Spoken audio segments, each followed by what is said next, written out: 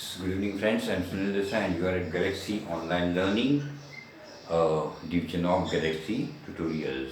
And friends, today now we are going to study 10th CBSE English textbook First Flight.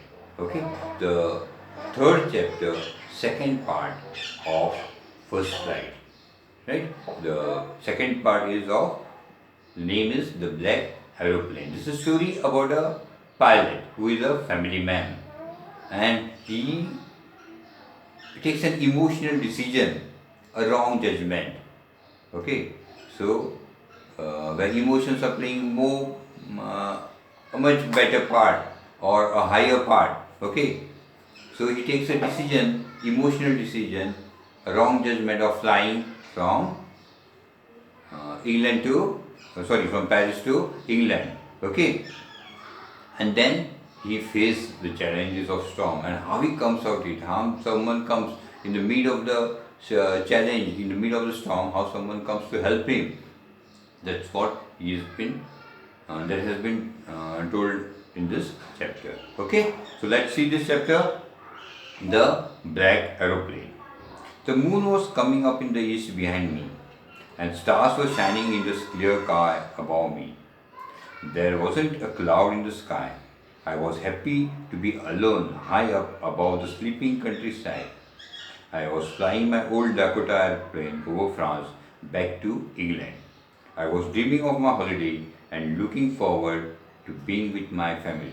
I looked at my watch, 1:30 in the morning. So this is a narrative about a pilot. Okay, now this is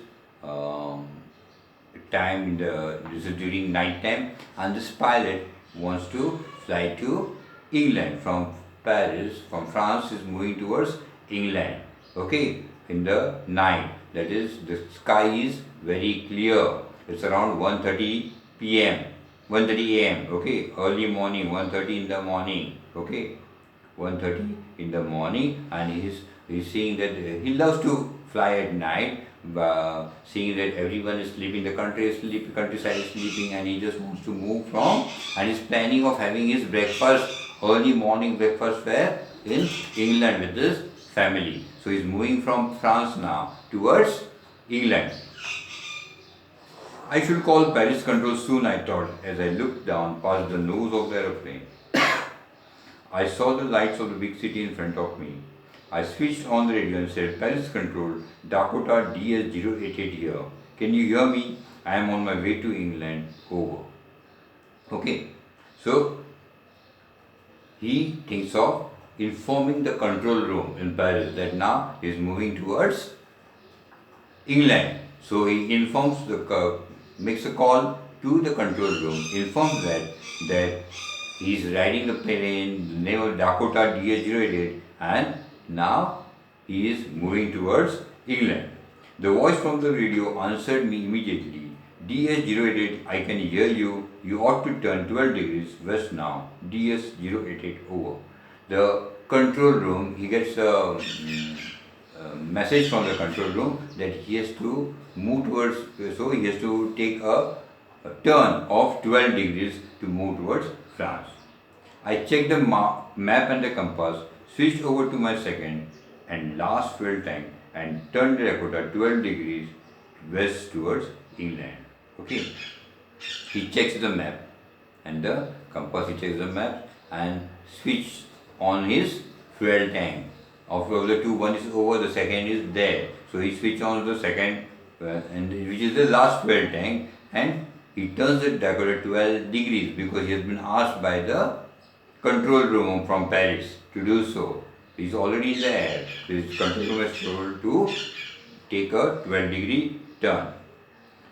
And at the same time, he is thinking, I'll be in time for breakfast, I thought. A good big English breakfast. Everything was going well. It was an easy flight. Okay, so he's now thinking that, okay, now it's 1:30, so I'll reach on time for an early morning breakfast over there in England. Okay, at home with my family. Everything is a very good flight and everything is going well. So Paris was about 150 kilometers behind me when I saw the clouds, storm clouds, They were huge. They looked like black mountains standing in front of me across the sky. I knew I could not fly up and over them, and I did not have enough fuel to fly around them to the north or south.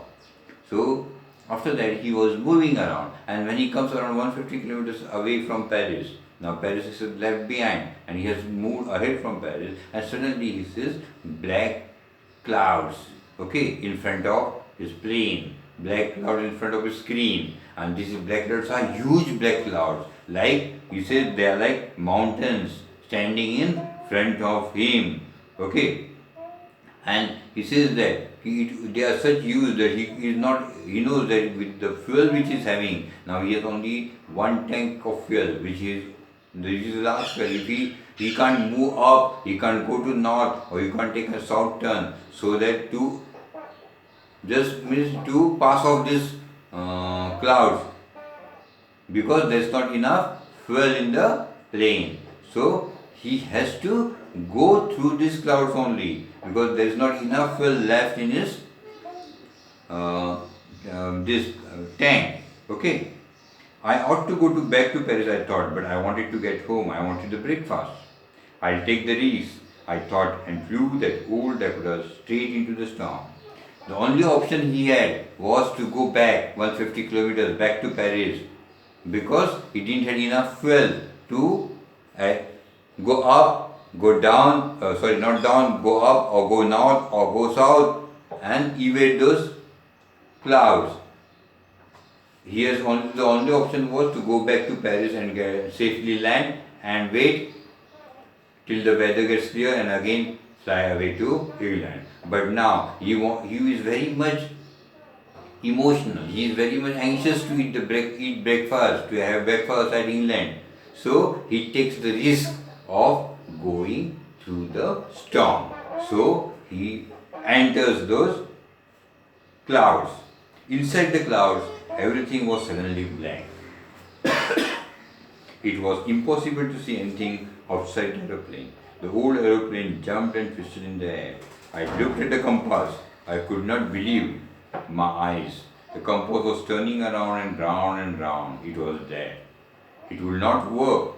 The other instrument was suddenly dead too. I tried the radio. Paris control, can you hear me? There was no answer. The radio was dead too. I had no radio, no compass, and I could not see where I was. I was lost in the storm. Then, in the black clouds quite near me, I saw another aeroplane. It had no lights on its wings, but I could see it flying next to me through the storm. I could see the pilot's face turned towards me. I was very glad to see another person. He lifted one hand and waved. Follow me, he was saying, follow me. He knows that I am lost, I thought. He's trying to help. Okay, so what the pilot does, he just enters because he doesn't have that much fuel and he wants to reach England. That 2 years he wants to do. He wants to reach there for breakfast. So what does? He enters those clouds. And once he enters those clouds, what happens? Everything turns black. Because clouds are black. He could see nothing. Everything started becoming very cold out there. Everything was black. He could not see anything around him. Okay, he could not see anything around him. The compass he could not judge where he was because the compass had stopped working. It was moving round and round. That means it was not working because of that cold. He thought of asking Paris control. So he switched on the radio, but the radio is also not working. So nothing's working, and he is now all alone in the clouds. Okay, so he's very desperate. He could not see anything. Now, and suddenly what he sees that? He suddenly sees that there is one more plane and next to him. Another plane is flying in that storm, in that black day. There is no light on his wings of that plane also. But he could see the face of the pilot of that other plane, and it is telling, this pilot is telling this pilot to follow him. That pilot in that another plane is telling to him to follow him. The narrator feels that he has understood that I have lost my way, so he is helping me. So what he does? He turned his aeroplane slowly to the north in front of my Dakota, so that it would be easier for me to follow him. I was very happy to go behind the strange aeroplane like an obedient child. After half an hour, the strange black aeroplane was still there in front of me in the clouds. Now there was only enough fuel in the old Dakota's last tank to fly for 5 to 10 minutes more. I was starting to feel frightened again, but then it started to go down and I followed through the storm. Sorry.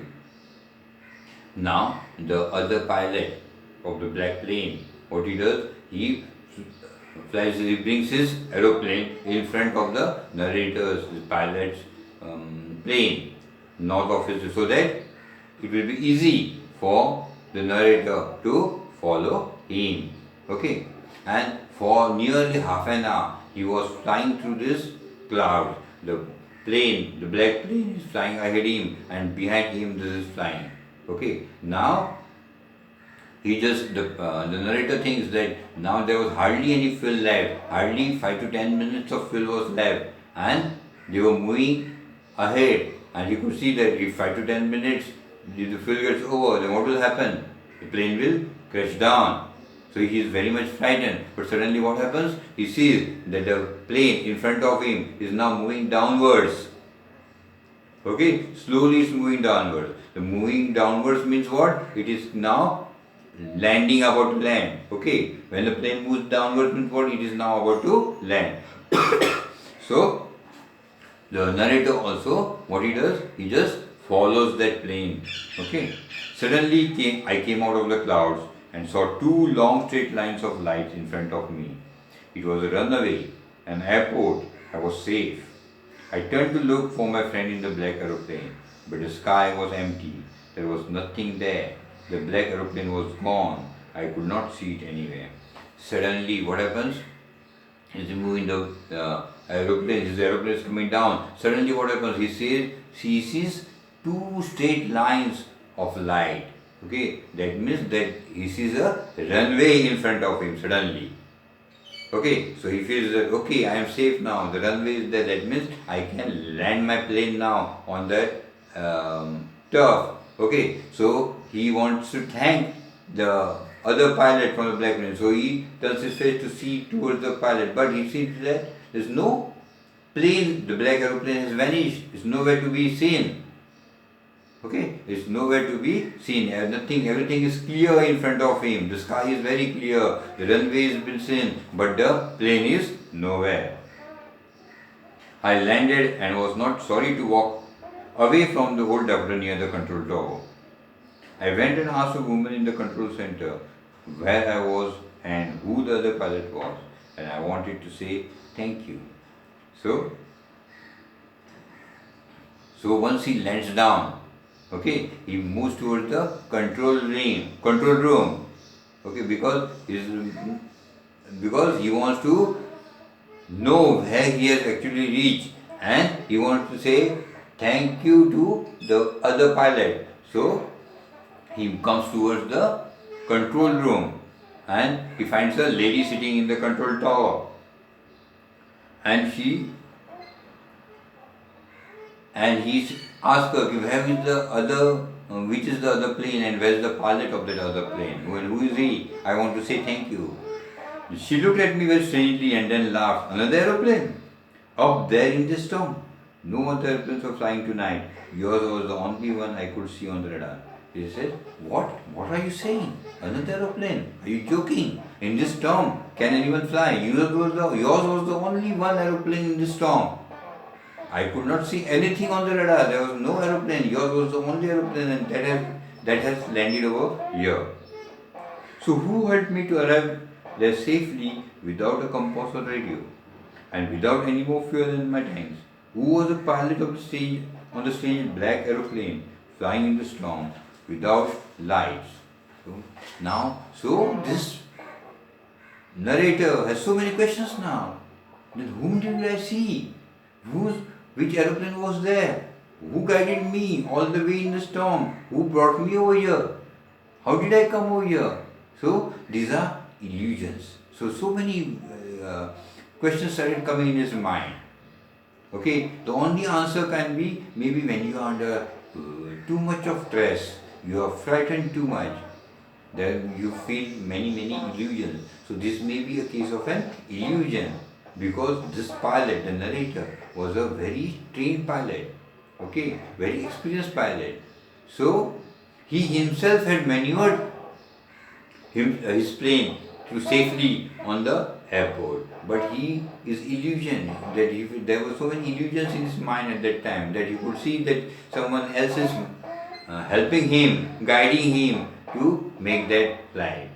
Okay, so during that's what in this what you see is that you have to be, when taking any decisions, you should not bring emotions in your mind. The decisions when you take have to be practical decisions. Okay, now that this pilot was an experienced pilot, quite a skilled pilot, so he could maneuver his flight and bring down and could get down. But otherwise, what would have happened? He would have crashed down.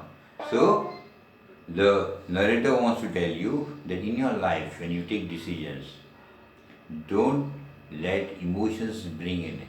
The decisions which you take in life have to be very practical. Okay, depending on the facts. Decisions have to be made depending on the facts and not on emotions. Okay, see, for to be with the family, he had risked his life, he had risked the plane. Maybe the passengers of the plane were at risk. Okay, now that he has landed safely, it's okay. But otherwise, it would have been a big accident. Okay, so that's what has been said. So while taking decisions, always be realistic, be practical minded. In life, when you take decisions, be practical minded.